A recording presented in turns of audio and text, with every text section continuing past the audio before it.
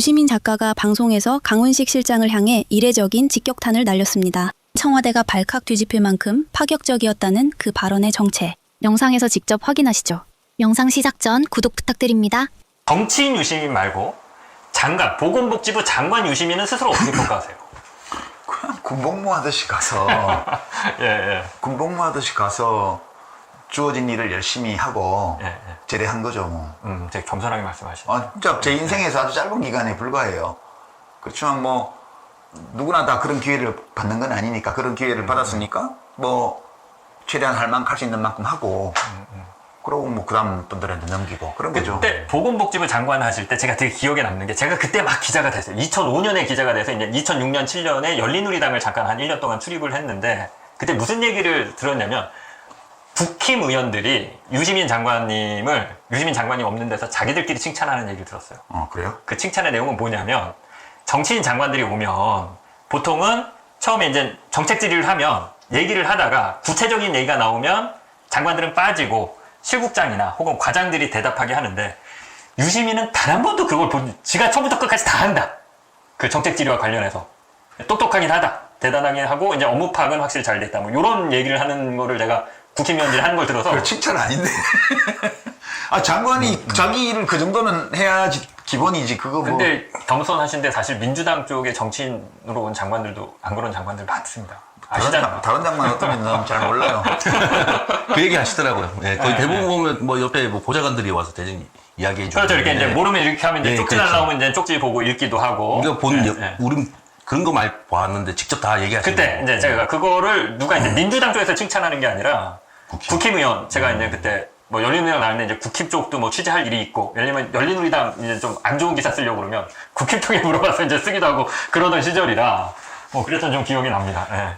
뭐 그냥 군복무 하듯이 열심히 했어요. 그냥. 생각보다 겸손하시. 이제 슬슬 벌써 2시간이 다 돼가서 이제 마무리해야 돼. 마무리를 9시에는 마무리해야 될 것 같은데. 해야 될 것 같습니다. 혹시 뭐 좀 하시고 싶은 말씀 있는데 오늘 못하거나 뭐 그런 게 좀 있을까요, 작가님? 아니 뭐 하고 싶은 말은 별로 없고요. 나오라 해서 나왔는데 뭐 물어보는 것만 얘기해야지. 그럼 저는 마지막으로 뭐 9시까지 마무리 하신다고 그러니까 9분 시간 있으니까 마지막으로 이거 여쭤볼게요. 이것도 순순히 개인적인 그 호기심입니다. 구조적 다수 아예 불가능하다, 이런 취지의 말씀을 하신 적이 있는데. 네, 안 돼요. 구조적 다수가, 그러니까 저는 이렇게 보는 거죠. 한국은 보수가 이미 구조적 다수인 사회 아니야? 아니 지금은 팽팽해요. 지금 팽팽하다. 옛날에는 그랬는데. 옛날. 그러면 조금의 변화가 있었던 거잖아요. 그러면 사람들이 인위적으로 내가 그 변화를 좀 앞당기거나 해보고 싶다라는 생각을 할 수 있지 않습니까? 근데 이제 저는 이재명 대통령이 이제 왜 그런지 모르겠다는 게 그런 거예요. 이렇게 좋은 환경에서 대통령에 취임한 전례가 없습니다. 맞습니다. 국회에서 협조적인 의석수가 180석이 넘고요. 민주당 여당 의석만 해도 160석이 넘고요. 그렇죠. 조국 혁신당, 뭐 진보당 다 해서 다른 자유민주당, 뭐 기본소득당 해가지고 우호적인 그 의석수가 180이 넘는 조건이잖아요. 취임할 때부터요. 예. 그리고 지지율 대단히 높았고요. 그럼 민주당 집권당이 대통령 말을 엄청 잘 들었어요, 그동안에. 그러니까 뭐 그냥 일만 잘하면 돼요. 일만 잘하면 그냥 대통령 지지율만 유지가 되면 선거마다 다 이길 거고, 민주당이. 집권 초반에 또 그렇게 보였죠. 네. 예, 주식만 올라가고. 아무 문제가 없어요. 그냥 대통령직만 열심히 하면 돼요. 그러면 모든 문제가, 개인적인 문제까지 다 풀릴 텐데, 뭐 때문에 구조적 다수라는 이상한 용어를 생각을 했는지 모르겠고, 그 다음에 의원 워크숍에서 뭐 비서실장이 와가지고 무슨 제3의 길 운운했다는데, 그것도 저는 굉장히 본분에 어긋나는 거라 봐요. 대통령 비서실장이 뭐라고? 그렇죠. 여랑 워크숍에 와가지고. 제3의 길은 1990년대 중반에 영국에서는 뉴 레이버라 그래서 토니 블레어가 20년 가까운 세월 동안 야당만 하다가 전통적인 노선을 가지고는 도저히 안 되니까, 그래서 이제 제3의 길을 찾는다고 해서 뉴 레이버 이래가지고 포기한 게 뭐예요? 독일 3인당 노이의 밑에, 그러니까 신중도. 그게 이제 슈레더라는 노르트라인 데스팔렌주 큰 주의 주지사를 하던 사람이 그걸 내세워서 결국 저쪽은 그 대처 이후에 정권 뺏겨가지고 야당을 20년 가까이 했고, 이쪽은 헬무트 콜한테 뺏겨갖고 18년 동안 야당했어요. 그러니까 너무 야당만 오랫동안 하니까 전통적인 노선의 일부를 버리고 좀 현대화해서 정권을 잡아보자 해서 잠시 성공했어. 그래서 다 망했어요, 그 다음부터. 둘 다. 그러니까 근데 지금 이재명 대통령은 그걸 할 이유가 없잖아요. 아니, 집권당이야. 그것도 압도적인 의석을 가진 집권당이에요. 왜 제3의 길 같은 걸 해요? 그리고 우리 제3의 길은 김대중 대통령은 이미 한 거예요. 그 독일의 노이에미트나 영국의 뉴레이버가 신강령을 하는데 여러 해가 걸렸습니다. 정말 수없는 당대회 토론을 하고 당대회를 몇 번이나 열어가지고 강령 수정을 했는데 핵심이 대기업 국유화 강령 이런 거 포기하는 거였어요.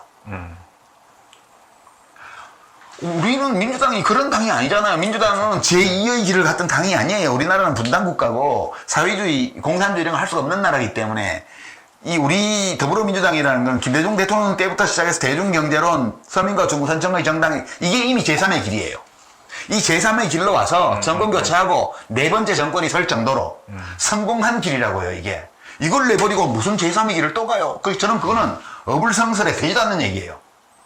어디서 누구한테 그런 얘기를 듣고 와서 의원 워크숍에서 감히 비서실장이 그런 소리를 해요? 저는 보면서 뭐가 잘못돼도 크게 잘못됐다고 생각하는 이유 중에 하나 또 그거였어요. 무슨 되지도 않는 얘기를 하고 그래. 그거는 이제 두 가지 포인트일 것 같습니다. 제3의 길이 말도 안 된다라는 것도 있을 테고, 대통령의 비서실장이 의원들 앞에서 뭔가 가르치는 강연자처럼 이렇게 뭔가를 이렇게 설명하는 듯한 그 모형 형식 자체도 대먹지 못한 짓이었어요. 그건 진짜. 좀 말이 험하게 나온. 임명직이 선출. 그러니까요. 예. 아니, 국민 주권을 졸로 보는 거예요. 뭐 어디 비서실장이 가가지고 국회의원 160명을 모아놓고 되지도 않는 홍계를 하고 그래요. 저는 그거 보면서도 이게 도대체 뭐지 이게? 그러니까 그런 거 하지 말아야 돼요. 대통령 비서실에서는. 강훈식 비서실장이 뭐 그 정도 할 수 있는 어떤 이데올로그도 아니에요. 무슨 네. 뒤에 누가 있는지 모르겠는데 정말 예. 한심합니다. 네.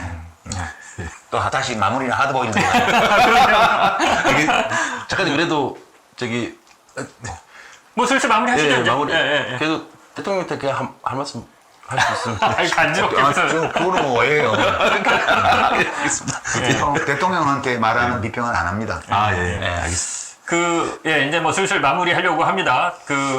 마지막으로 작가님께 뭐 질문은 아니고, 1년에 한 번 정도 나와주시면 어떤가? 아니, 잠깐만. 1년에 한 번 정도, 저희 채널. 아니, 마지막으로 정말, 저희 둘이랑 오늘 방송 해보신 분들 예, 솔직하게, 그거- 뭐, 그걸 어떠셨나요? 좀- 이렇게 예. 좀, 감 안 되는 애들 데리고 방송하려니까 힘들었다. 뭐, 이런 거부터 시작해서, 그래, 장인수 좀, 뭐, 옆에서 잘, 뭐, 받아주고 하네? 뭐 어떠셨어요? 주로 보니까 장인수 기자님이 하시고 네. 조금 그냥 얻어먹으시네. 그래서 아니, 저는. 핸드폰으로. 예, 아니, 그런 게 아니라, 예. 장 기자님 눈빛이 계속 뭐 이게 궁금한 게 많았어요. 그냥 제가 저 처음 치고 보신 것 들어갈 같아요. 그게, 올해 그래도 한 4년 같이 있어 봐서 장 기자님이 오늘 욕심 계속 막 물어보는 눈빛이 있어가지고 제가 좀 그랬습니다. 그러니까 우리가 이재명 대통령 의혹을 다시 볼 필요가 있어요. 이제 예. 책도 여러 번 나왔고 의혹도 많이 남아 있잖아요. 정치인 절대 믿지 말라고 한 적도 있고요. 그렇죠. 그죠? 그다음에 지지하되 숭배하지 말라고 그랬고요. 그렇죠. 그죠? 예. 도구라고 그랬죠, 본인. 그다음에 정치인은 도구라고 그랬고요. 그렇죠. 예. 그다음에 권력이 아니라 권한이 필요해서 대통령 하려고 하는 거라고 그랬습니다. 그리고 그 권한으로 뭘 하느냐? 국민민복을 증진하는 일을 하겠다고 그랬습니다. 그리고 정치는 정치인이 하는 것 같지만 결국은 국민이 합니다. 그래서 그 책이 베스트셀러 1등도 했습니다. 교보에서. 그 많은 대통령의 의혹들이 있는데 그것은 고전과도 일치하고 현대 정치 이론과도 일치하는 진짜 좋은 말들이었어요. 그 말들이 이재명 대통령에게 지금 어떤 의미를 가지는 거지? 라는 의문을 가지고 있죠, 저는. 지금 이재명 대통령의 모습은 권력자의 모습이에요. 그것도 굉장히 오만한 권력자예요. 대통령의 여러 개 있는 것처럼 저는 이재명 대통령을 지지했지 숭배하지 않았습니다. 스스로 역사의 도구가 되겠다고 약속했기 때문에 믿었어요. 그리고 권력이 아니라 권한이 필요해서 출마하는 거라고 했기 때문에 전적으로 신뢰했습니다. 근데 지금 1년 동안 대통령이 보인 모습은 권력자의 모습, 그것도 오만한 권력자의 모습이라고 저는 생각해요. 예. 그리고 그럴 수 있어요. 아니, 우리가 사람을 잘못 봐서 지지했을 수도 있고요. 우리가 제대로 보고 지지했는데 그분이 권력을 잡고 나서 바뀌었을 수도 있어요. 예. 어느 쪽이든 중요하지 않아요. 지금 대통령은 권력자의 모습을 하고 있어요. 우리가 증명해야 돼요. 정치는 정치인이 하는 것 같지만 결국은 국민이 한다는 고 했던 그 이재명 정치인 이재명의 그 말이 옳다는 것을 입증해야 돼요, 우리가. 과거부터 그러한 오만한 권력자였다가 그 모습이 이제 나타나는 건지, 아니면 원래 그렇지 않았는데 권력을 잡고 나서 그렇게 된 건지, 그건 별로 중요하지 않다고 저는 생각해요. 문제는 중요한 건 지금의 모습이에요. 대통령은 소통하고 교감하고 공감을 이루는 방식으로 하고 있지 않아요. 옛날 말인데 제가 이명박 대통령 때 이거 자주 썼거든요. 백번 토론 나가면. 네. 이 사기열전의 사마천이 정치에 대해서 정리해 놓은 게 있어요. 제가 이제 현대적인 언어로 그냥 풀어서 얘기하면 정치에는 5등급이 있다고 그랬습니다. 최상의 정치는 백성의 마음을 따라 다스리는 거. 그 다음에 이익으로 유도하는 거. 세 번째가 도덕으로 설교하는 거. 네 번째가 형벌로 겁주는 거. 제하지하, 맨 마지막이 백성과 다투는 거라고 그랬습니다. 지금 이재명 대통령이 하고 있는 거는 두 번째 하고요. 부분적으로 세 번째 하고요. 맨 마지막 거. 이거를 하고 있어요. 그러니까 첫 번째를 기본으로 하면서 두 번째를 해야 돼요. 맞습니다. 좋은 정치는. 그리고 우리는 이재명 대통령의, 정치인 이재명에게 그런 정치를 기대했습니다. 근데 대통령이 지금 하고 있는 거는 이익으로 유도하고 도덕으로 설교하고 백성과 다투는 이 세 가지 모습을 하고 있습니다. 저희 진단이에요. 대통령 알고리즘에게 못 뚫고 들어갈 거예요, 지금. 밑에서 보고도 안 할 거예요. 왜냐? 기분 나빠할 거니까. 대통령 들으라고 하는 게 아니고요. 우리가 알고 하자는 거예요. 우리 현실이 이렇다는 것을 알고, 우리가 지지했던 대통령이 그런 모습을 하고 있다는 것을 받아들이고, 그 조건에서 우리가 뭘 할 것인가를 고민해야 된다는 거예요. 이게 이성이 눈을 감지 않는 방법이에요. 이성이 잠들지 않는 방식이에요. 우리가 이 이성의 끈을 놓치고 우리의 이성이 잠들게 하는 순간 곧바로 괴물이 더 강력한 모습으로 나타날 거예요. 그 점을 저는 이 책에도 썼어요. 그래서 고야 얘기하면서 화가 고야 얘기하면서 이 고야가 만든 판화집 제목이거든요. 이성이 잠들면 괴물이 눈을 뜬다. 직역하면 그렇다던데 이성의 잠은 괴물을 낳는다. 직역하면 스페인어로는 그렇게 써져 있는데 좀 멋있게 번역하면 이성이 잠들면 괴물이 눈을 뜬다. 이게 실망할 필요 없어요. 절망할 필요 없어요. 그냥 이런 일도 일어날 수 있어요. 우리가 믿고 지지했고 기대했던 대통령이 우리가 상상했던 그것과 다른 모습으로 현실의 권력자가 되어서 나타날 수 있어요. 역사에서 수도 없이 벌어졌던 일입니다. 이것 때문에 민주주의에 대해서 회의한다든가 정당에 대해서 불신한다든가 인간에 대해서 절망한다든가 이럴 필요 없고요. 일어날 수 있는 일이에요. 이런 일이 일어날 수 있고 실제로 일어났고, 그리고 이 조건에서 우리들이 나라의 주권자로서 내가 선 위치에서 뭘 해야 될까, 어떻게 해야 될까, 이거를 서로 상의하자고요. 이번에 민주당 전당대회는 훌륭하게 치렀다고 저는 다시 말씀드리고요. 네. 희망이 있어요, 그 정당이. 네. 예.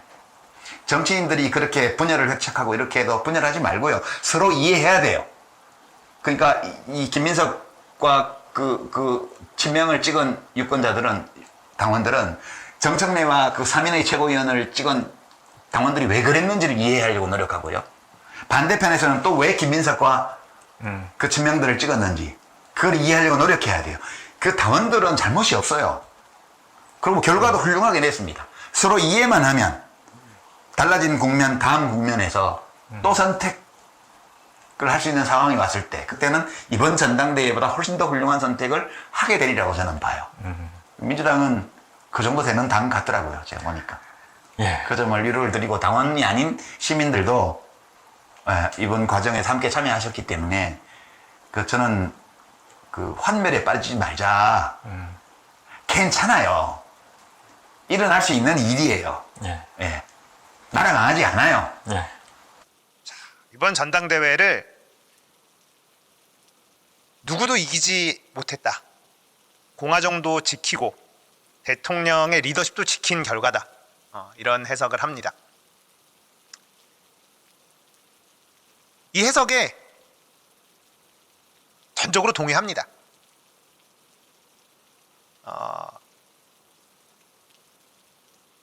우리가 정말 잘 싸웠어요.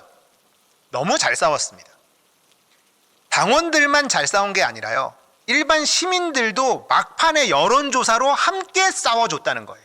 54대 46. 막판 여론조사에서 이성윤을 1위로 끌어올리는 이런 여론조사. 이건 정말 대단한 결과였다. 저는 거기에 시사타파 개총수의 역할이 정말 컸다라고 해석해요. 확실히 그분의 파이팅이 좋아. 뭐 조성은님의 3분할, 2분할도 있었고, 2분할 투표, 3분할 투표 뭐 이런 것들도 있었고, 여론조사가 정말 중요하다 하면서 전화 받아야 된다. 이게 뭐 그런 캠페인도 함께 했었고, 뭐 그것 때문에 이런 결과가 나왔다라고까지 말할 수는 없지만 분명히 영향은 있었다고 봐요.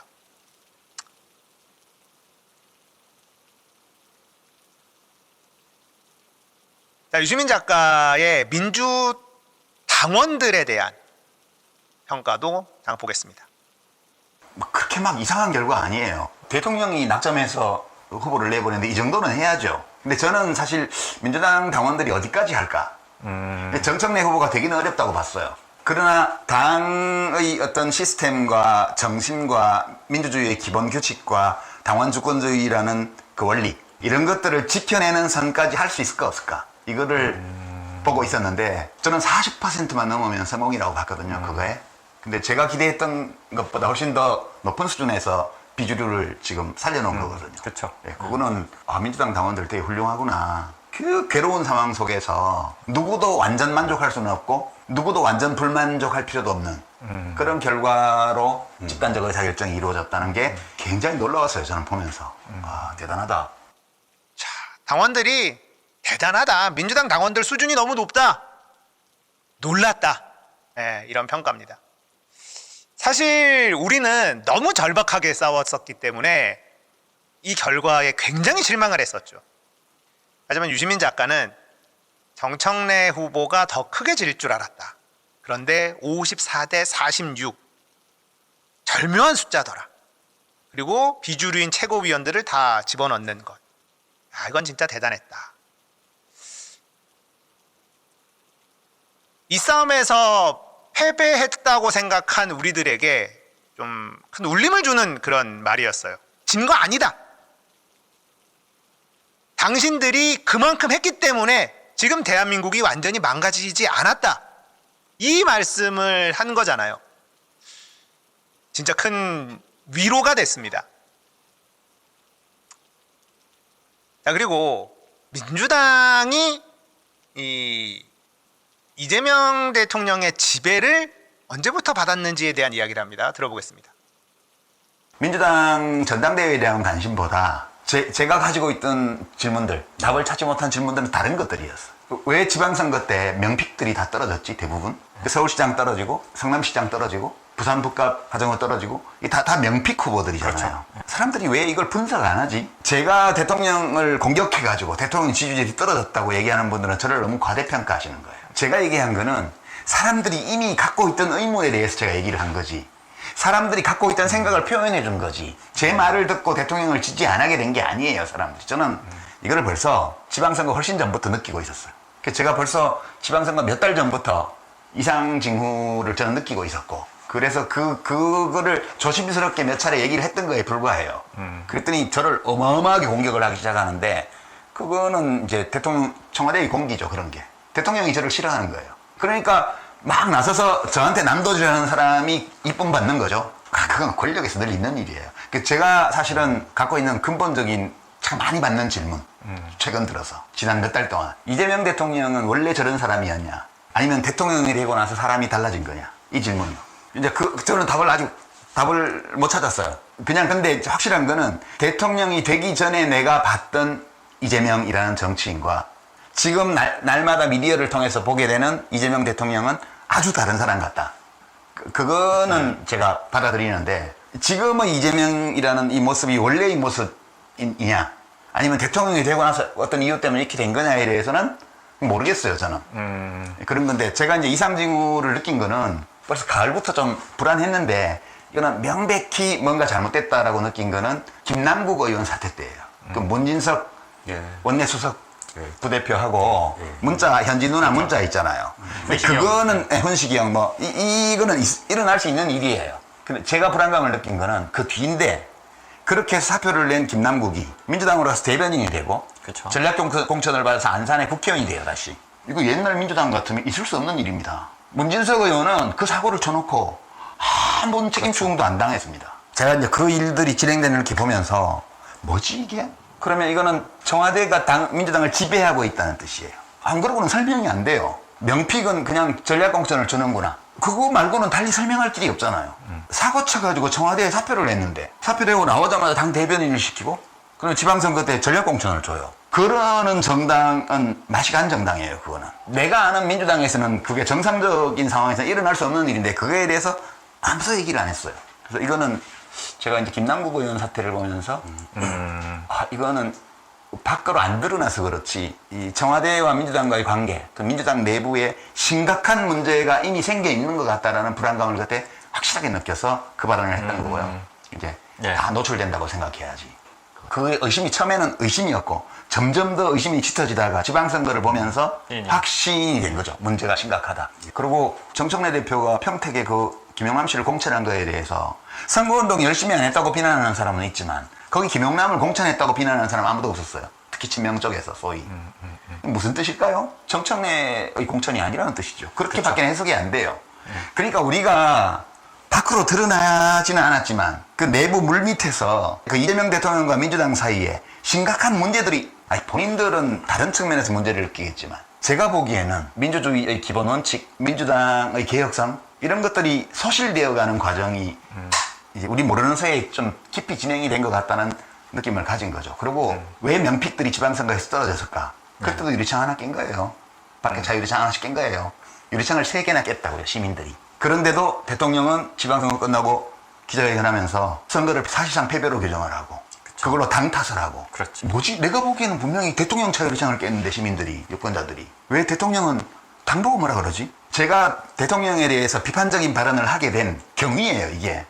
그리고 제가 밝히지는 않지만 저 입장이 이렇게 되어가고 있다는 것을 청와대에서 알았어요. 그것이 변해가는 과정을 대통령도 알고 나도 알고 그리고 대통령의 측근들도 알았을 거예요. 근데 이제 제가 느끼기에는 대통령이 저희 어떤 비판적인 이야기를 수용한 게 아니고 저를 배척한 거예요. 제가 대통령을 배척한 게 아니고. 그러고 이제 제가 그 다스베이다에 나가서 재커나이프로 막 찔러대는데 재커나이프에 그 청와대 스티커가 붙어 있더라. 이런 말을 괜히 한 게 아니에요. 작가님이 나와서 이렇게 경고음이나 어떤 빨간불 신호등을 킨다라고 느끼는 사람들이 있는데 그게 크게 이 정부의 어떤 방향에 영향을 미치거나 하지는 않은 것으로 영향을 못 미쳤을 뿐만 아니라 저를 이제 청와대에서 적대하게 된 거죠.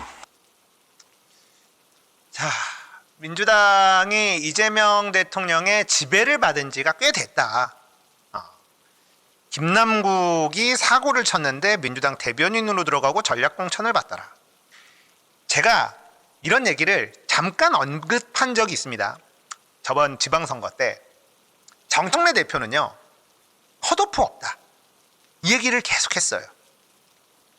근데 어느 순간에 갑자기 보궐선거는 100% 전략공천이다. 이 말이 중간에 끼어 들어옵니다. 제가 그때 이거 뭔가 이상한데? 처음에는 그런 말을 안 했거든요. 왜냐면 이번 지방선거도 있었지만 보궐선거가 굉장히 핫했습니다. 그럼 처음부터 보궐선거는 전략공천입니다 라고 말을 했어야 되는데 그 얘기 없었거든요. 중간에 재보궐선거는 100% 전략공천으로 한다라고 말이 들어옵니다. 이번 지방선거의 재보궐선거 한동훈도 들어오잖아요. 조국도 있죠. 굉장히 중요한 보궐선거가 많았습니다. 정청래 대표가 이번 지방선거의 기본 경선 룰을 발표할 때 재보궐선거는 100% 전략공천으로 합니다라는 말을 하지 않았어요. 중간에 그 말이 등장을 합니다. 그리고 김남국이 전략공천을 받아요. 김남준이 전략공천을 받습니다. 성남 아름방송 기자 출신 김남준. 아무도 보지 않는 지역 케이블 방송 기자 출신. 지금 민주당의 홍보 나름대로 기자 출신이라고 홍보 관련 일을 맡겼어요, 당에서.